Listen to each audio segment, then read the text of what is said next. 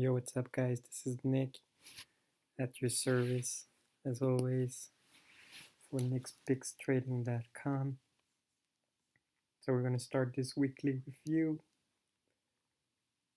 right away by seeing what we did during the week. I'm going to explain to you why there was not much activity for us for this week, but we still closed one trade after a month of holding it. It was PayPal. We closed half of it, as you may know.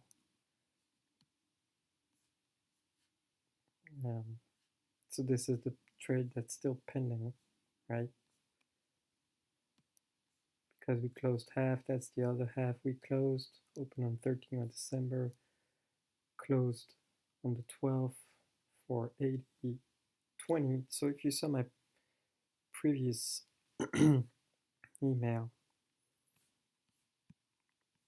I was worried, and I am still worried about something pretty specific. Using Fibonacci extension tool, and I argued about the fact that Facebook got corrected heavily after reaching the 100% Fibonacci extension from this move here, from there to there, going back there. So traders took really strong profits around this Fibonacci extension, right? I was worried that it was gonna be the same for PayPal. So let me show you using the tool. All right. So you got trend-based Fib extension. So that was the swing low, the swing high, and the higher low. All right, here. If we do that like this, you can see that the 100% Fibonacci extension is right around where we are right now, right? So for that reason, we closed the trade at 80.20, I believe. If I believe, no, it's the case. For a nice 7.51% gain, $78. We still have one trade pending. Also, what was really important was the fact that on the 25th, they are announcing their earnings report, so there's going to be a lot of volatility going into that. Just some clear profit taking prior to the earnings report at a critical level here. I'm expecting the same, maybe not that hard like Facebook did, but at least some kind of reaction, retracement, right, to the downside. So that was for our only closed trade this week. So now let me explain to you why nothing much has been done. So as you can see also, there's been some changes on the side. I'm going to warn everybody about this, but you already know normally.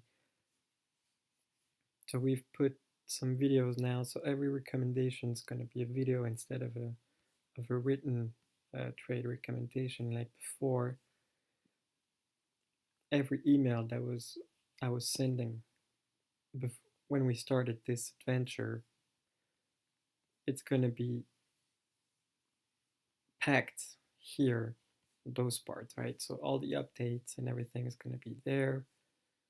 You will still get a sneak preview of what I'm saying by mail, but you will have to go through the site to read everything, of course. You got opinion articles, for example. Let's talk about what happened with Kraken. So that's why I've been very, very, very busy this week. I've been trying to open an account with them for weeks. Finally got accepted last week, and it's been crazy, right? Because I had to buy bitcoins from one way to another because I wasn't able to deposit via my regular credit card or debit card. Anyway, everything was going fine until they had a big downtime, big maintenance downtime. and everything was freezed for about 3 days, almost more than 48 hours. All right. Uh, all those the last recommendations I made, for example, Monero against Bitcoin or Ripple against dollar, that was of course prior of this maintenance downtime. So when the problems arise for Kraken, it was supposed to last 2 hours. It lasted for more than 48 hours, I told you before. And every time they kept saying to us, it's going to last 2 hours. It's going to last 2 hours. And nothing was changing, right? So everybody got crazy on Twitter, Facebook. Uh, they got called by all the names, probably because it was just unacceptable what happened. Everybody lost some magnificent trading opportunities, like my recommendations that I told you. So it was really crazy. So since today, I mean yesterday night actually, everything is back to normal. So I'm expecting some nice trade opportunities soon. Uh, at the end of this weekly review, we're gonna talk about what we are looking right now for trade opportunities. Um, but really, again, I'm really sorry for not being really there if you wanted to have nice trade opportunities. But really, this cryptocurrency is driving me crazy because I really wanted to profit from them alongside U.S. stocks, of course. Huh? No worries about that. But it's just I've been trying to put everything in place to be able to trade on Kraken and to be able to trade cryptocurrencies, of course, and just finish it. So this is the first time that I'm pretty much all good with that. So you should expect more trades starting this week. All right. So now, as I told you before, let's talk about what we're looking right now for trades. So of course, it's more focused on cryptocurrencies right now. I'm looking at some kind of opportunity on the market, but it's very, very complicated to see one right now. At least on the big names. And I would prefer to trade one of the big names first to, I don't know, to fill the market, right? To get a sense of what it's all about. So I've been looking at Bitcoin, XBT against dollar. Been looking at Ethereum, ETH per dollar, and then Ripple. All right, that was the recommendation, one of the recommendations that I did on cryptocurrencies. The other one is Monero, which is not there right now. I could show you where it is, but it doesn't look that interesting, at least for now on, right? Let me quickly show you. We had some weird thing going on during the downtime. So this is the downtime, right? We have this. It supposedly started at like 0, right? So there's something wrong about this. I can't explain it right now. I really don't know how it's possible to have this kind of candle, but I guess it's just a bug, right? That was again during the downtime of Kraken, so probably some misinformation, misread. You know what I mean. Anyway, uh, so we're just looking at those three. Forget about Monero because it's very volatile. Don't like that. Uh, anything is volatile in this world, of course, but you know what I'm getting at.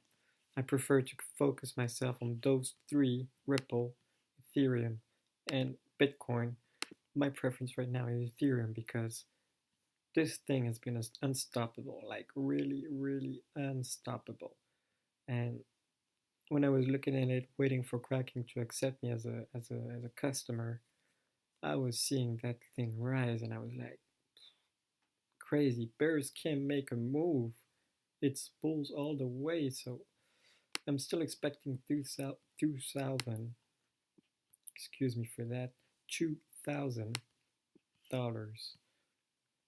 That would be a nice rise, about 44%, as you can see here, from the break of the resistance here. So from what I can see, we will have a nice trade opportunity at the break of this resistance at 1386.